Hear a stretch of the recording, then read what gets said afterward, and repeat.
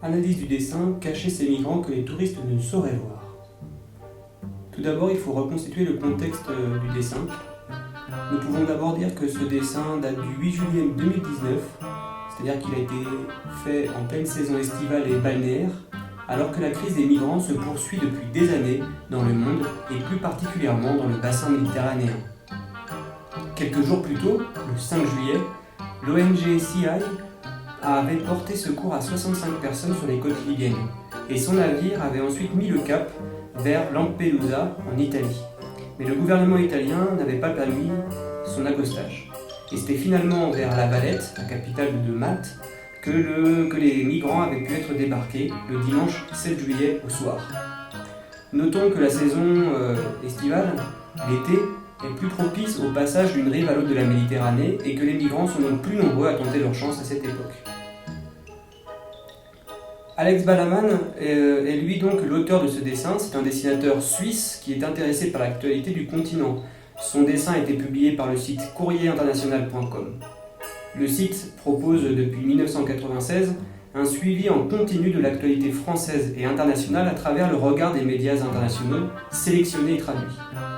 Il y a une relative neutralité de la part du dessinateur et du site. Le dessin s'intéresse donc au choc entre migration subie et migration choisie. Il s'intitule d'ailleurs « Cacher ces migrants que les touristes ne sauraient voir ». Ensuite, il faut passer à la phase de description. Et d'abord les personnages. On voit d'abord un peintre amateur coiffé d'un béret, de dos, au premier plan, et de nombreux personnages à peine visibles au fond qui essaient d'attirer son regard en agitant les bras. Deux d'entre eux sont échoués sur la plage, morts. Les objets maintenant. Le peintre est facilement reconnaissable avec son tabouret, ses pinceaux et sa palette de couleurs, ainsi que par la grande toile qu'il a posée sur son chevalet au centre du dessin. Une toile sur laquelle est peinte le même paysage qu'à l'arrière-plan, mais sans les migrants et sans les bateaux. Un magnifique soleil étant représenté, lui, en grand.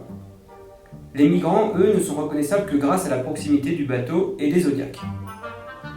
Le décor, maintenant. Il y a un décor extérieur, naturel, une plage, et son rôle est bien sûr essentiel.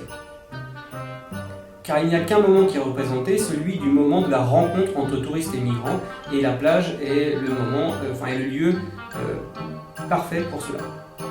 En ce qui concerne les codes sonores, on devine que le peintre est en train de siffler, alors que les cris que l'on peut supposer des migrants ne sont pas représentés par le dessinateur comme s'ils étaient muets, ou en tout cas réduits au fait de ne pouvoir s'exprimer.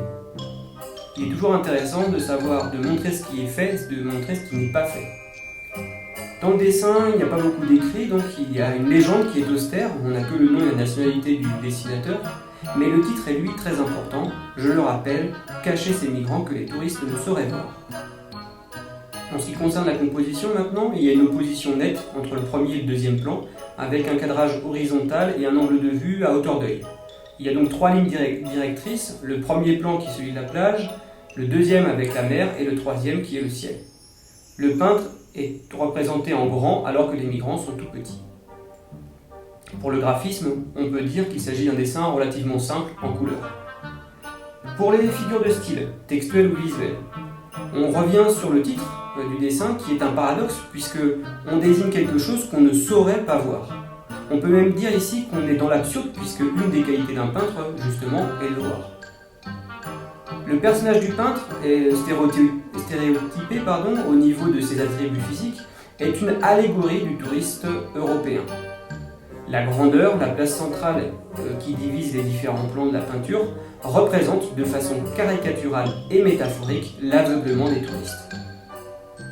Pour terminer, le procédé humoristique, il y en a deux. La caricature du peintre avec son béret, sa moustache, qui est donc au premier plan, et ensuite la référence et le détournement d'une phrase célèbre d'une pièce de Molière, « Couvrez ce sein que je ne saurais voir ». Troisième partie, analyser chaque élément du dessin et formuler en une phrase l'intention du dessinateur. La représentation du touriste sur la plage et des migrants dans la mer relève presque de l'oxymore. Au premier plan, le peintre qui sifflote représente le vacancier insouciant et ou qui ne veut pas voir la misère des migrants qui meurent sur la plage et appelle à l'aide à l'arrière-plan dans la mer. Le fait qu'il peigne une plage ensoleillée montre la pensée sarcastique d'Alex, le dessinateur, qui dénonce cette attitude en tentant de choquer le lecteur. Notons que ce dessin est paru dans une rubrique qui s'intitule « Le dessin du jour » et qu'il est accompagné d'un petit texte explicatif. Or, ce texte rappelle que ce ne sont pas les touristes qui ne veulent pas voir, mais que c'est le gouvernement italien qui a pris cette décision pour éviter de choquer les touristes ou pour des raisons électoralistes. En effet, si une partie des touristes européens ne veut pas voir la réalité de la migration, nous avons d'autres témoignages, notamment photographiques, qui montrent l'aide qu'apportent certains vacanciers aux migrants sur des plages des îles Canaries par exemple. Le dessinateur exagère donc pour faire réfléchir. Est-il normal que des gens partent en vacances, insouciants, quand d'autres risquent leur vie pour trouver un lieu de paix ?